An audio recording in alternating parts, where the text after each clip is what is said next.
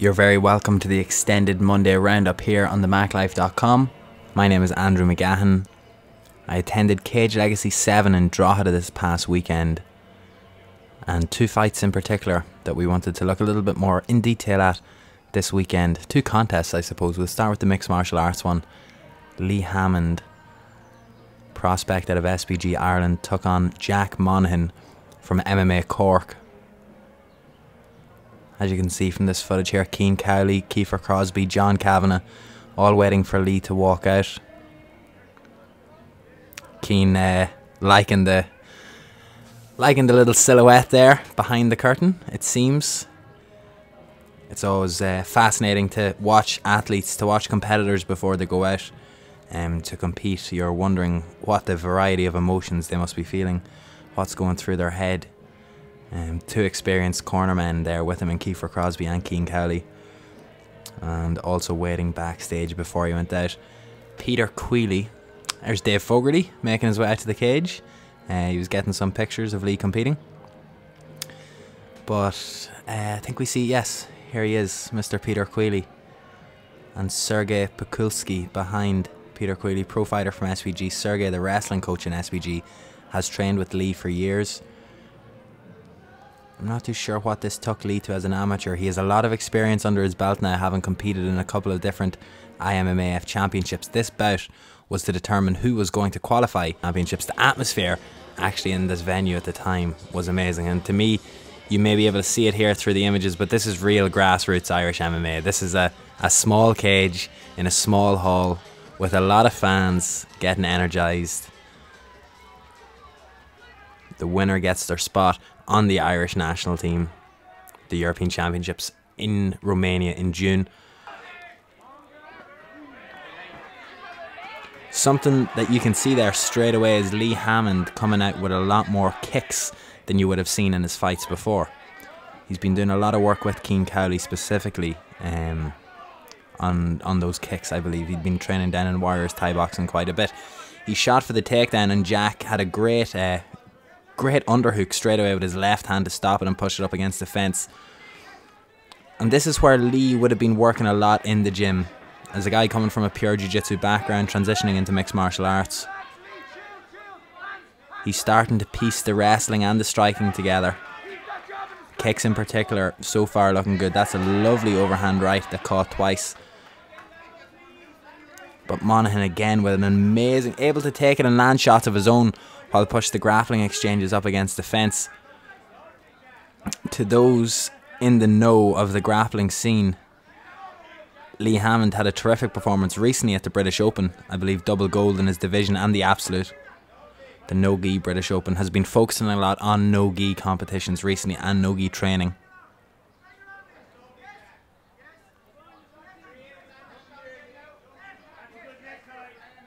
Some great pressure here from Monaghan as he's attacking the single leg, but also keeping his right elbow very tight.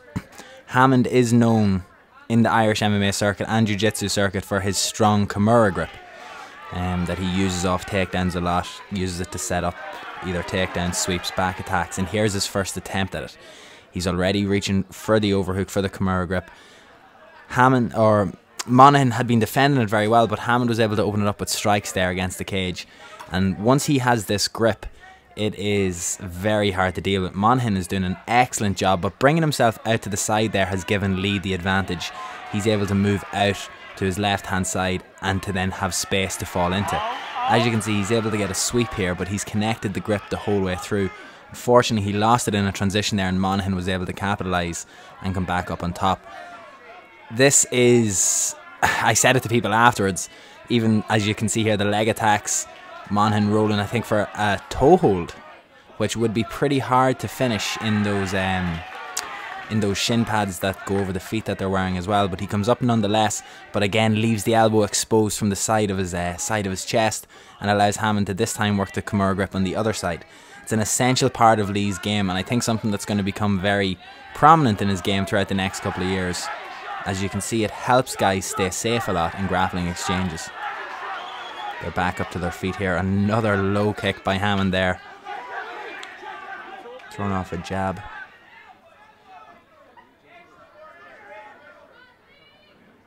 Good head control by Monaghan, and that's the end of the round. Round 2 starts. Good back and forth. You have to wonder who won that first one. Lee got some good strikes in, but Monaghan would have controlled the distance, controlled the grappling. Potentially a 10-9 for Monaghan. He comes out big in the second. Looks to get the grappling exchanges started again. But another Kimura grip from Hammond right at the start.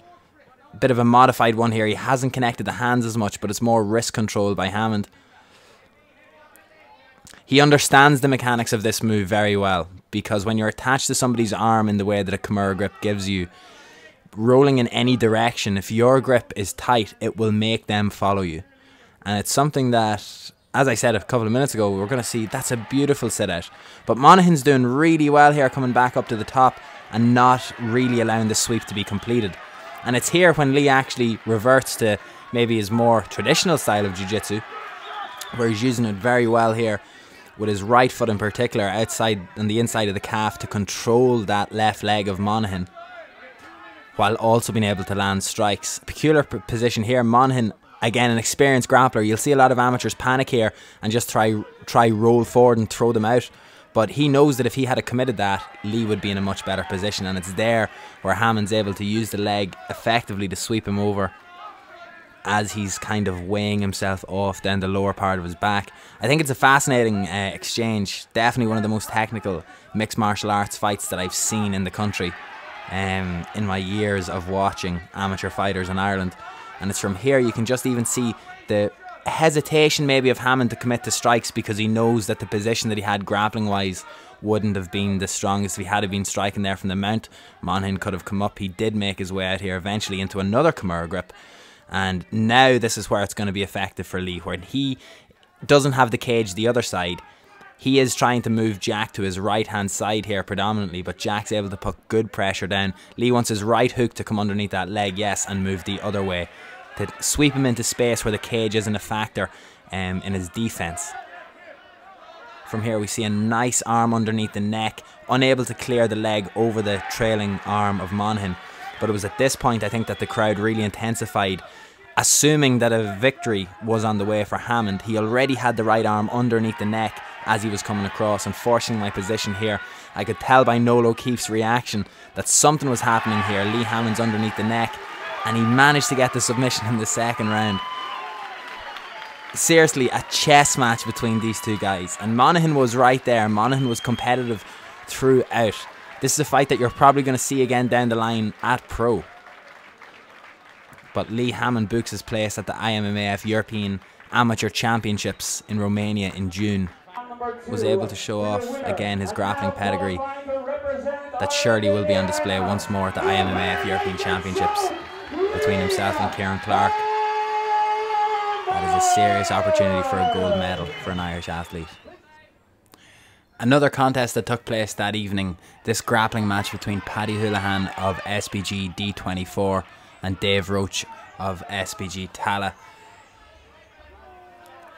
For any mixed martial arts fan that maybe did not get to see Paddy Holohan compete either on the domestic circuit or didn't get to any of his UFC fights, an opportunity to watch one of the greatest fighters that this country has ever produced presented itself to the fans in attendance on Saturday night. Paddy back in competition in a grappling match, a submission-only grappling match.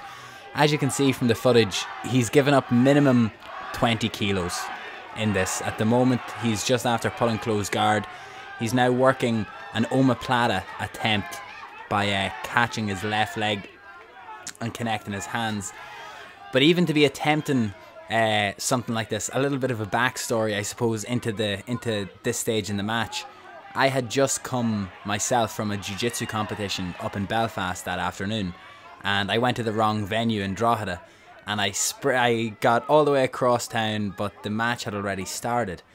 And when I walked into the venue, I could hear it from outside the door. As I was walking in, I could hear the screams from outside. This position, actually, from my angle, I wasn't sure what it was, but I spoke to Paddy afterwards, and it looked like a Darce choke, but he said it was just on his neck. He said the guy's arms were literally just around his neck, choking him.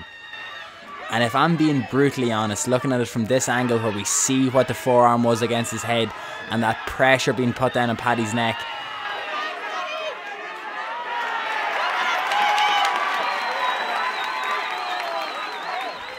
you're after hearing the reaction there to Paddy Holohan just escaping a submission. And that was the end of the match. They knew how close he was. So in this format we go into overtime, which is from the Eddie Bravo Invitational. Someone can start on your back or in the spiderweb armbar position. Dave Roach picked the armbar position first. Paddy gets his escape. Unfortunately, some of these clips, we can't really see much what's going on because we're on the ground floor. We're not looking into the cage. Paddy's transitioned onto his back here very well. And really how Paddy was able to win this, or how he did win it officially, was by quickest escapes. So Paddy had his back for a long time in both. He was very close to a choke here. It was underneath. He had his hands clasped together, hipping straight into him. He said afterwards he should have switched to the body triangle at this position, but he didn't want to because he was afraid of losing the back control. In these competitions, a lot of it is game planning, but Paddy was going for the submission straight off every time, and doing that on a much larger opponent will eventually tire you out. You're not able to hang in there for so long. But without a doubt, because we're going to see it in some of the other clips here, the support from SBG D24 was out of this world. To me, this clip was actually quite funny because the reset wasn't Paddy Holohan went, Dave thought it was on. Paddy pulling a little face to someone in the crowd as if to say, I know that I was on the ball there, I escaped. This would be, I actually think they ended up resetting it, and then this was Paddy's second escape attempt here on Roach. He was able to get out, and here's the shot of the crowd because they were something else all night. A serious army, not just sitting there, also the other side of the stage. SBG D24 were really out in force supporting Paddy Holohan the other night. This was the final one. This was the one that mattered. This was Dave Roach's last attempt at a submission, and this was the closest attempt to a submission. This, right now in this position here, he's pulling it across his right hip, so Paddy's wrist is going down into open space. Paddy getting his leg across there saved him. He's also pushing his hand down towards to try and get Roach's wrist, but also I think to kind of support his arm. Paddy Holohan's arm is being extended pretty badly here. You can see Dave Roach's hamstrings and his calves just engage here as he's going two hands on one. He's putting his other arm over to try finish. Paddy getting that leg across is what really got him the escape. And in typical Paddy Holohan fashion, he gets up. It's broken. We'll just tape it back up. He doesn't mind. Paddy Holohan knew he had won at this stage. He cannot now win the bout. Paddy wins.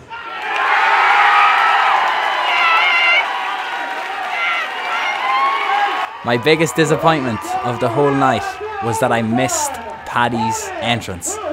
Paddy Holohan ran around the cage, he bounced off the cage, he came out to the Salvation song by the Cranberries, which he used in one of his UFC walkouts before. To see the setbacks that this man has had over the last year and a half, the trials and tribulations, to see the people who stuck by him, it's a huge testament to himself, to Dean Donnelly, to Joey Breslin, to his partner Chelsea, to the rest of the guys at SBG D24. It was amazing to see the hooligan back in a cage on Saturday night. Hopefully we'll see more of him from the future. That's it for the extended Monday roundup here on themaclife.com. Keep your eyes on all of our social channels over the week, in particular our YouTube account, which is where you're listening to this, as we are going to be at UFC London and we'll have full fight week coverage from that event as well.